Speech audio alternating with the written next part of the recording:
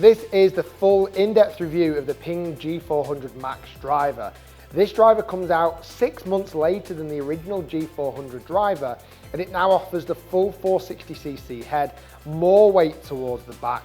We've still got turbulators, we've still got Dragonfly technology, but there's now a forged face on this driver and they're claiming it's going to increase ball speed. I want to see how this driver performs on GC Quad over 3 different days, and not only that, I've taken it out on the golf course over the last 2 weeks to give you the most in-depth review and information around this club. I'm also going to answer your questions in this video, and I'm also going to give you a full conclusion of my thoughts around the PING G400 MAX driver.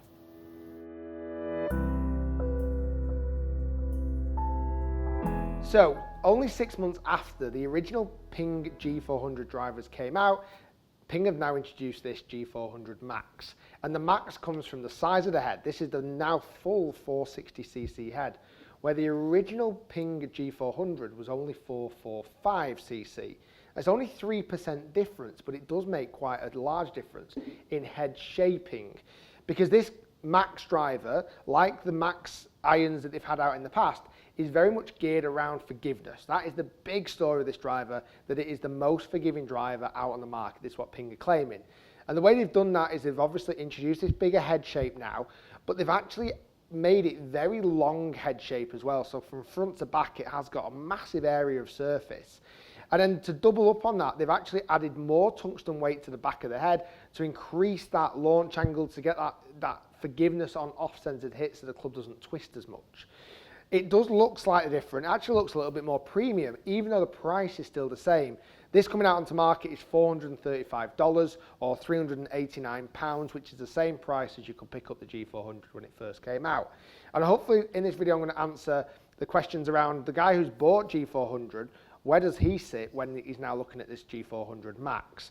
So apart from the size of the head and the weight that's moved further back, they've also introduced a forged face, and PING are claiming this is a faster ball speed face of off-centered hits. The size is what it is. It's absolutely massive as you set up behind the ball. It's a much thinner face from top to bottom, but like I say, way further stretched back. It's got an adjustable neck sleeve. I've just got this in 9 degree, which I've tested in, which I found the best numbers, which I'll show you in a moment. And I've just been testing this in the Ardila Tour X shaft. So let me start off by hitting them and give you the ball flight figures, and I'm going to talk a little bit more about when I took it out on the golf course. What we see from the figures up on screen, these are my optimal ball figures for driver. Now, I don't massively expect this driver to fit perfectly into this chart, because really this driver isn't suited to me. In my opinion, I'm expecting this to launch a bit high and spin a little bit too much. But actually, when we put the PING G400 MAX numbers into this, we actually see it doing pretty well. The things that highlight for me, ball speed is just a touch on the low side, so at 157 miles per hour. Launch angle is definitely higher than my average launch angle at 15 degrees. The spin rate really surprised me because, again, as a driver where the centre of gravity is further back, I expected from my club head speed to be getting a little bit more higher spin, probably even nearer to 2,500 RPM, but I wasn't. I was actually getting very good numbers at 2,140. But the big things I did see is the height was really high, 40 yards up in the air with 40 descent angle. It was just up and just stayed hit.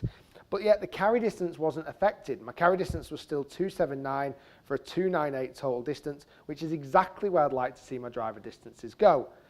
So then the question is, well, what's it lacking? You know, what is wrong with this at the moment? Because I couldn't find anything from those numbers. And when I look at the ball speed, the club head speed, sorry, I was getting 111.5 miles per hour from this sized head. And I'm going to compare those to the numbers of the G400 in a minute. But across the board, everything else apart from that, you know, hit the nail on the head. The loft was a little bit high, but expected to do so because that weight is further back in the head. So kind of what was I losing? I didn't see it felt forgiving. It felt like it had maybe a little bit of a left shot in it, a little bit of a left bias in GC Quad testing over 3 different days. But really, I didn't see any problem with the driver at all. And I felt like, why did this not come out 6 months ago? Why was this not the original G400 driver? I think many people out there are asking the same questions. I'm going to tell you a little bit more about what I think about that in a minute. So then I threw in the G400 as a comparison. I hit shots on the same day between the two, and I'm going to throw in the ball data now for G400. And as you can see there, apart from the carry distance being a little bit up, the numbers were pretty much the same. It surprised me that I actually hit the G400 higher. In the same lofts, I actually hit the G400 higher, which I was not expecting at all. On the forgiveness level, just because of the shape of the head and the size of the head, I did feel like G400 Max was slightly more forgiving on off-centered hits. But we're talking such a small amount. I mean, really is a tiny amount. So then I looked at, well, what's happening with club head speed? Because the whole story around a smaller head is that Ping claimed it was still offering massive forgiveness levels, but you could pick up more club head speed, which would equate to more distance. I found there to be a difference of less than 1 mile per hour. I was swinging the G400 original less than 1 mile per hour faster than the G400 Max.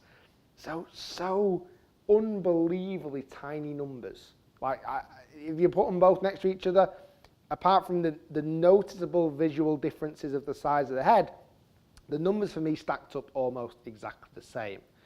So I took it out on the golf course and I played 2 rounds of golf with this driver. And I was maybe in 2 minds about how it was going to perform, because I felt like in my head, this driver shouldn't be suited to me. Yet the numbers, I was thinking, hey, these are good numbers. So I took it on the course and I actually played Lake Nona with it. And it was a windy day.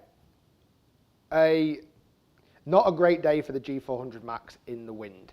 And more importantly, when the shot is into wind, the G400 Max, just because of the launch angle, just went up and stayed up and didn't really get any distance. But I'll tell you what, downwind, oh my goodness, this thing was a rocket. So here's some shots that I hit out at Lake Nona. First hole, this was into wind. I hit a high flighted shot and it just seemed to stall in the wind, didn't seem to get me any real distance. But then flipping back around on the 9th hole, this was a par 5 downwind, I absolutely annihilated this driver, and to the extent where I hit a 7-iron into a par 5. It just went up and it went hit and it stayed hit and it went for miles. But that was just because of the flight and the height of the shot, and I felt so confident hitting the head that was this size. It didn't feel like I was not going to be able to hit it fast or hard. There were some other shots just to notice. 10th hole, I hit a little fade around the corner, and again with a driver that's got more forgiveness and certainly a weight further back, I always find those a little bit harder to shape. Not this. I shaped it wonderfully. I hit that little bit of a fade around the corner into a prime position in the middle of the fairway. Hole 11, hit a miss hit. This was a bad strike. Hit it a little bit more towards the heel. I felt like letting go of the club. But I actually just found fairway. It snuck off to the right side of the fairway, but still in the fairway. Not the distance that I wanted, but I wasn't punished for a bad hit, which is the big story around this driver. But then other holes, down 16, I absolutely annihilated it again with it being downwind. And also on 18, I absolutely crushed one, not an issue at all. But I'm not saying these are always perfect, because there were some drives where I did hit offline and it's not a fairway finder every single time. So I played it round at Orange Tree, very, very tight golf course, tremendously tight. And I thought any driver that was going to suit me around that golf course might have been this, just because of its forgiveness level. I found similar things again where I was hitting it a little bit too high into the wind and it stalled a little bit. But when it was downwind, I was absolutely bombing it. There were shots though when I often hit it not perfect. I would see a tendency of this driver, just because of the shaping of the head and who it's aimed at. For me, it was going a little bit left, but only a little bit. It's not offensively left, but I found it to be a little bit more left biased for me when I was hitting the driver. But again, some of the hits when it was downwind was just going forever. Now, this all sounds super positive at the moment, and it is, if I'm honest. But then it comes up with the question of, well, why the hell did they bring this out 6 months later? Why was this not this in the first place? You know, and I don't know the answer to this. I just feel that when they brought out G400, what they should have done is had this as the original G400, and then had the G400 LS Tech in a smaller size if you wanted to, and then have the G400 Max in an SF Tech, because that's another club. If someone's gone out there and bought an SF Tech, which is typically an anti-slice club, well, why not make the bigger headed club into an anti-slice club? It just didn't seem to make sense to me. The one thing though that I did definitely notice out on the golf course and in the studio is this driver is loud. It is like a tin can. It's not a nice noise. When you hit this driver, it sounds tinny, it sounds loud, it sounds just not a pleasant sound when I'm hitting a driver. Unlike the G400, and now I love the sound of this driver. For me, this is the best sounding Ping driver I've ever made.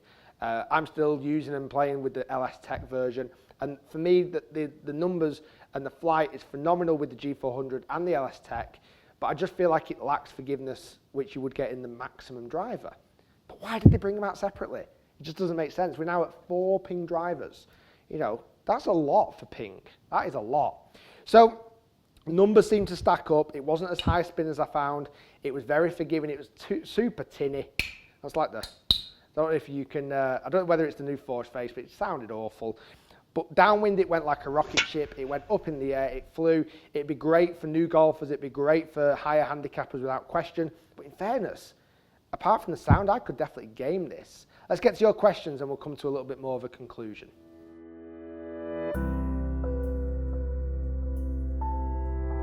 Okay, so to answer some of your questions coming in, and really the big one was from consumers and golfers who have actually been out and bought Ping G400. And they're asking, you know, why has this come out? And am I being kind of fobbed off a little bit? And it's an interesting point, because just put G400 Max down for a side, this driver, G400, is excellent. It's really good driver. The only thing I was shocked about when it first ever came out is that it came in this 445cc, which is a smaller sized head than the average 460cc driver. But what Ping claimed was that it was still offering massive amount of forgiveness, almost maximum amount of forgiveness, in this smaller head.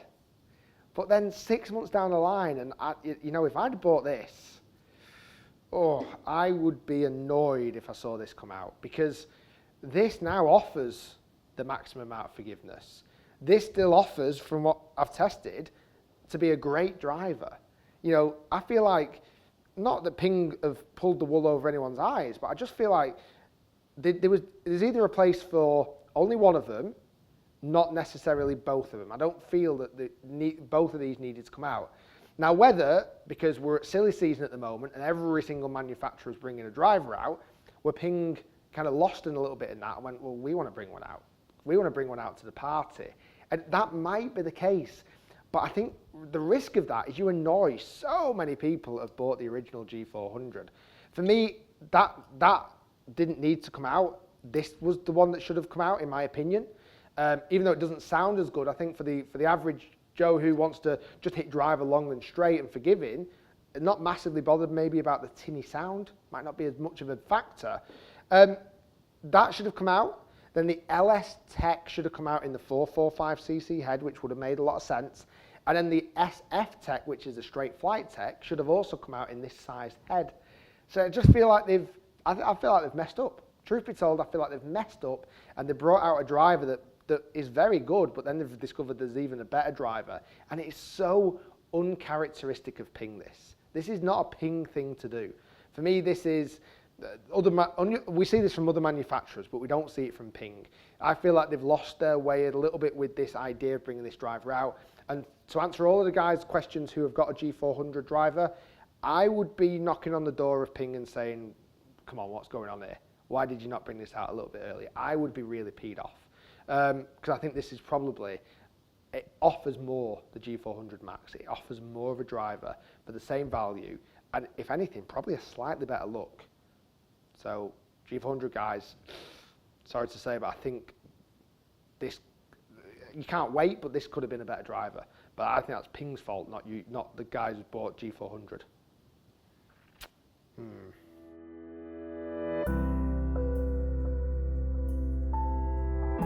So my conclusion of the G400 Max, the first question, would it go in my bag? Now, honestly, if you'd have asked me this at the start of this test, would it have gone in my bag? I'd have said, no, come on, this is not going to go in my bag, because it doesn't suit me as a golfer. My club head speed and the way I hit the ball, this does not suit me. But if I'm honest, and I mean this, in a lot of testing, I hit some drives with this driver that really made me stand there and think, wow, that is a beast. That works, that flies, that has great ball flight. The only thing that would have absolutely put me off, even if the figures would have been exceptional, is I don't like the sound of this driver personally. It's far too tinny, from a personal standpoint. But that's not going to be for everyone. So for that reason, it unfortunately wouldn't be going in my bag. But I must admit, some of the numbers and the way I hit it, I was really tempted. I think for this is perfect for the most forgiving, and I see a lot of that, I do, most forgiving, probably the best looking driver that Ping have ever made. I just think it sits in perfectly for that higher handicapper who wants forgiveness, who wants loads of help, who wants to hit a high ball flight. You add a bit of loft into this, and with the way it's made up, man, it's just easy to hit up in the air, and I think that is what this Ping G400 Max Driver is all about. I didn't think I'd get as good a numbers as I did. I was shocked, but for me, just a few things just unfortunately ended up putting me off from actually putting this in my bag. But if you'd asked me at the start of this session, I would have said, no way is this going in my bag. G400 Max, that's the full review. I feel like it came out at the wrong time. I think it should have come out at the same time as all the G400 drivers. And I think Ping really need to think about how they position this and hold their hands up if they're wrong and say, listen, guys, we should have brought it out later. And I'm going to almost compensate those guys who bought G400 with a somewhat of a trading service. I think that is honestly something that Ping should seriously consider. So I think this driver has a lot of great factors to it, and it'd be a shame if there was this tussle between G400 and G400 Max. Guys, thanks for watching. Hope you enjoyed the video. If you did, hit that thumbs up button. Let me know down below how you think of the new review style. I'd love to hear your thoughts. That was my full in-depth review of the Ping G400 Max. We'll see you soon, guys. Lots more drivers and other testing to come, and we'll see you next time.